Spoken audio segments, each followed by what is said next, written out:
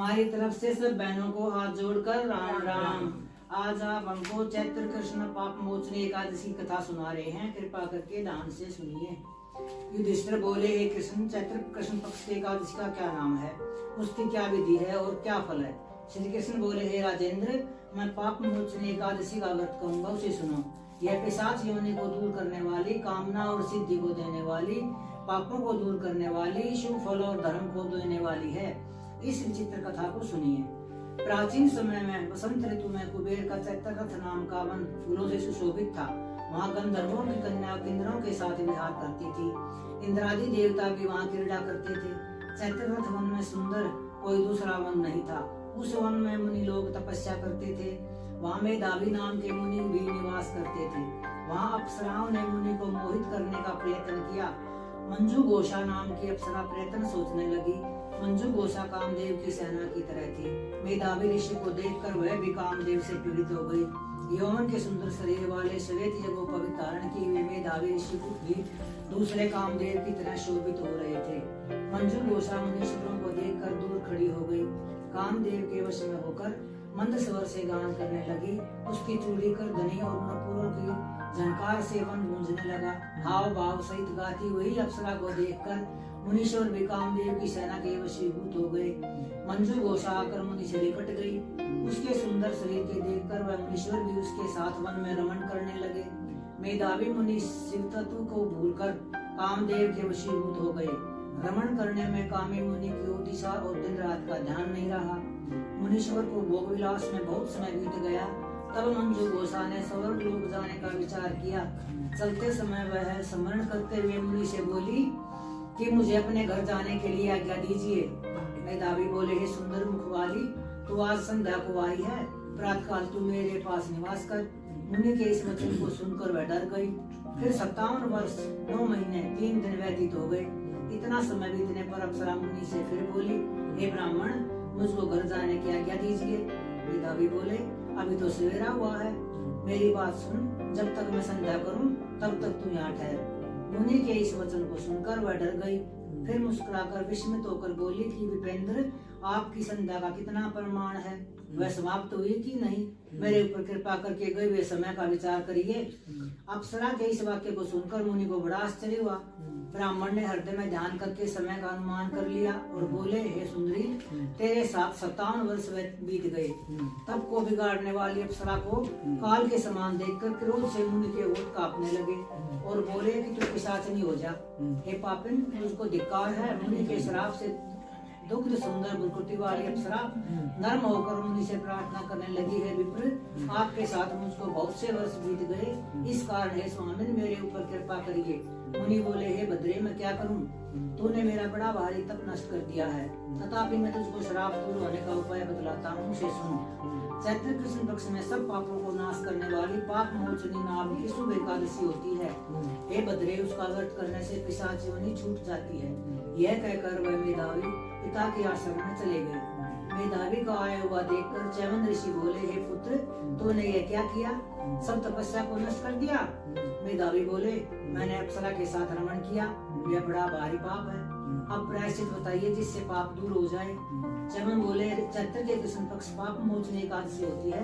हे पुत्र, उसका व्रत करने से पापों का समूह नष्ट हो जाता है। पिता के इस वचन को सुनकर मुनि ने उत्तम व्रत किया।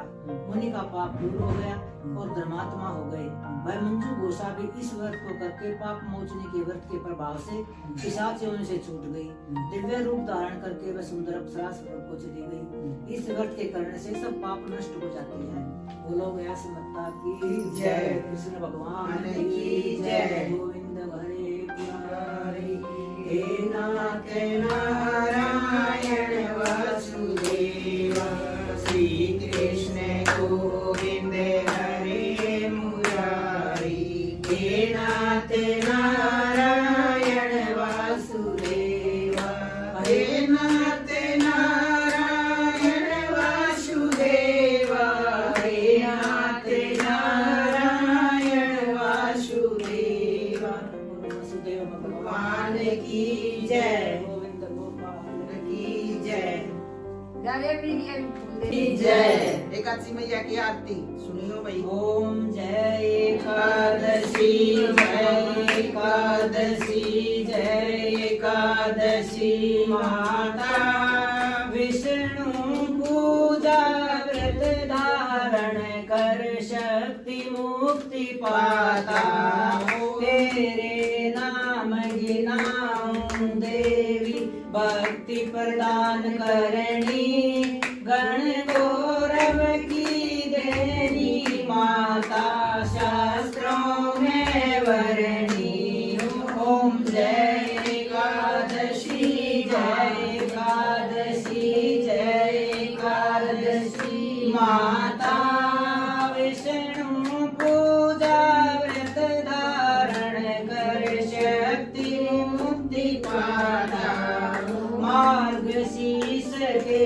कृष्ण पक्ष की सफला नामक है शुक्ल पक्ष में होए पुत्रदा आनंद अधिक रहे ओम जय एकादशी जय एकादशी जय एकादशी माता विष्णु पूजा व्रत धारण कर शक्ति मुक्ति पाता शुक्ल पक्ष में होए पुत्रदा आनंद अधिक रहे नाम शक्तिला माघ मास में कृष्ण पक्ष आवे शुक्ल पक्ष में जया कहावे विजय सदा पावे ओम जय एकादशी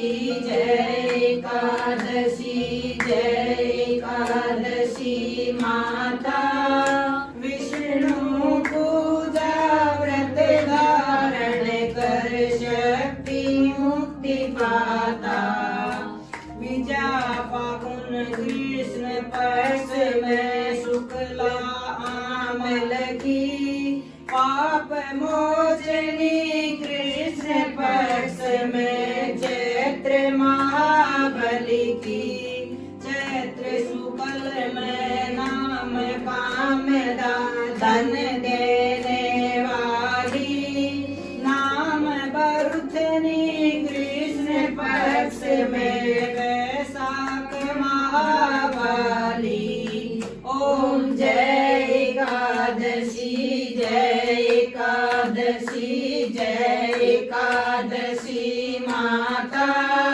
विष्णु पूजा व्रत धारण कर शक्ति मुक्ति पाता ओम जय एकादशी माता शुक्ल पक्ष में होए मोहनी अपराजे कृष्ण पक्षी नाम निरजला सब सुख करनी शुक्ल पक्ष रखी योगन नाम आषाढ़ में जानो कृष्ण पक्ष वर्णी देवशैनी नाम कहायो शुक्ल पक्ष धरणी ओम जय एकादशी जय एकादशी जय एकादशी माता विष्णु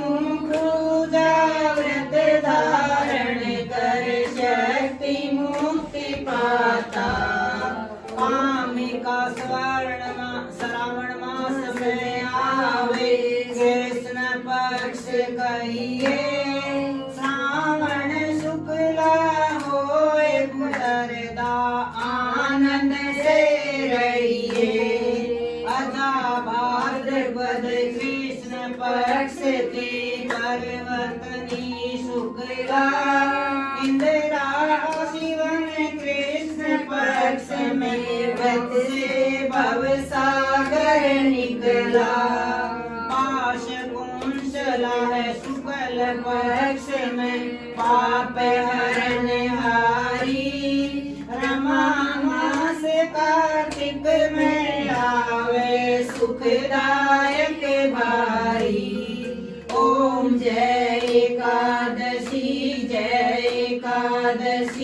जय एकादशी माता विष्णु पूजा व्रत धारण कर शक्ति मुक्ति पाता ओम जय एकादशी माता देवोत्थानी शुक्ल पक्ष ते दुख नाशक मैया लौंग मास की करूं विनती पार करो नैया ओम जय एकादशी माता विष्णु पूजा व्रत धारण कर शक्ति मुक्ति पाता ओम जय एकादशी माता शुक्ल लौंड में होए पद्मिनी दुख दरिद्र हरणी परमा कृष्ण पक्ष में होती जन मंगल करणी जो कोई आरती एकादशी की भक्ति सहित गावे धन रघुनाथ स्वर्ग का वासा निश्चय वह पावे ओम जय